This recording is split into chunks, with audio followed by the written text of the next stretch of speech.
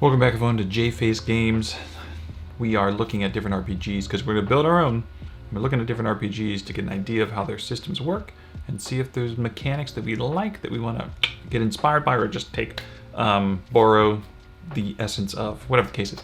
And so we're going to get to building our own soon. We're just finishing up some different systems, and today's system is very cool. So today we're talking about the Cortex Prime system. Cortex Prime, I mean, it's the backbone of a couple different RPGs, but it has a really cool concept behind its mechanics. So Cortex Prime is a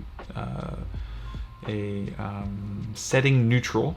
You can take it and you can put it into any setting you want. So it's a backbone Cortex or backbone mechanical system, and it has some really cool stuff. So what does it do? Well, first off, it focuses more on the concept of narrative dice, and not narrative dice so much as Star Wars RPG goes, where it's actually the different symbols, but it's narrative dice in terms of you're going to have different dice added to a pool that you're going to collect, and that pool is then going to represent, you know, your chance of success, and you're going to roll that dice. So dice pool sets intended to create narrative dice. So these dice pools are in essence like the different sizes: d6s, d4s, d5 or d5s, d6s, d4s, d8s, d10s, d12s, etc. And they might be represented by your skills, the environment, whatever the, you know, your attributes, your skills, the environment, whatever the challenges, etc.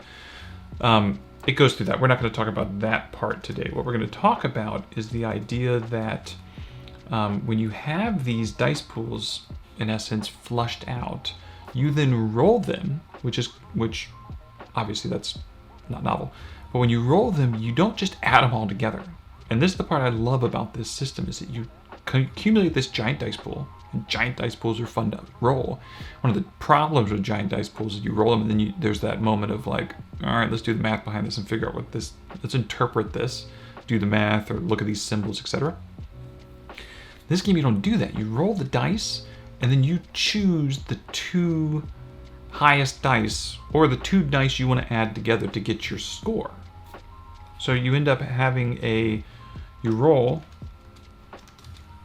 add two of the dice together, right? So you're going to add two of the dice together, and that ends up being your score. So say I have, like, you know, 2d8, 2d6, and a d4, and I roll them all. I really want to say d4, 5. And I roll them all, and say the d4 is a 4, and the d8 gets an 8, and the other ones are like 1s and 2s. I take that d4, I take that d8, and my score is a 12, right? Pretty nice. It's pretty quick and elegant. But there's another wrinkle to it. The other wrinkle is you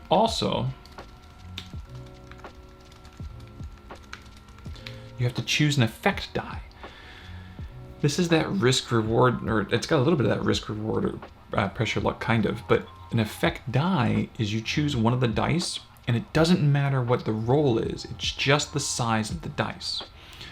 Because what you end up having to do is you're going to take that die and you're going to compare the size of that die to the other person's effect die, whatever they chose, and that is the success difference, right?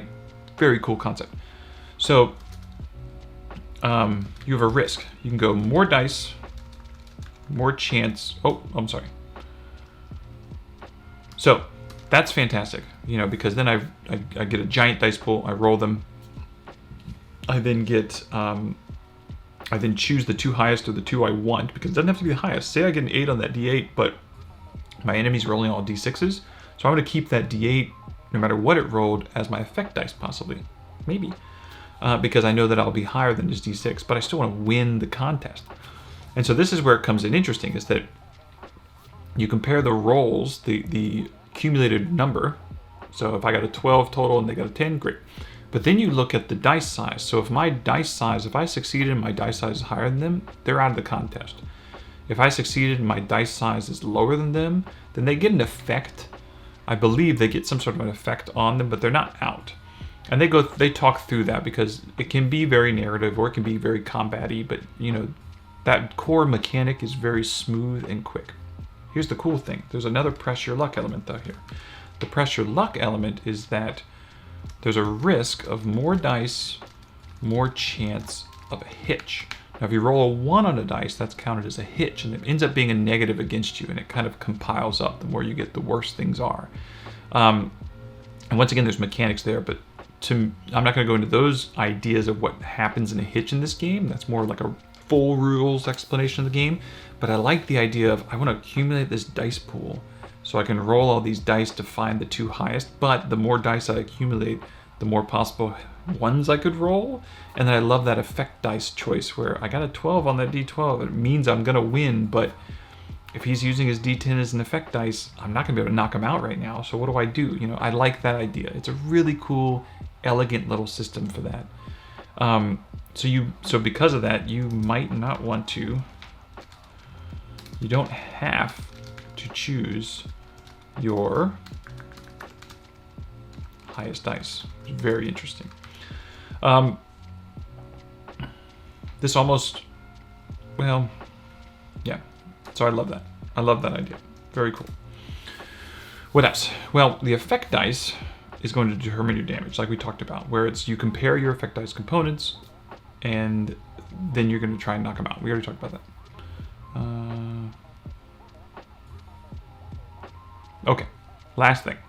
So the dice mechanic itself is fantastic in this system, so I already love that. The next nice thing I really love about this game is the modular character design. This blew my mind. It was very weird and very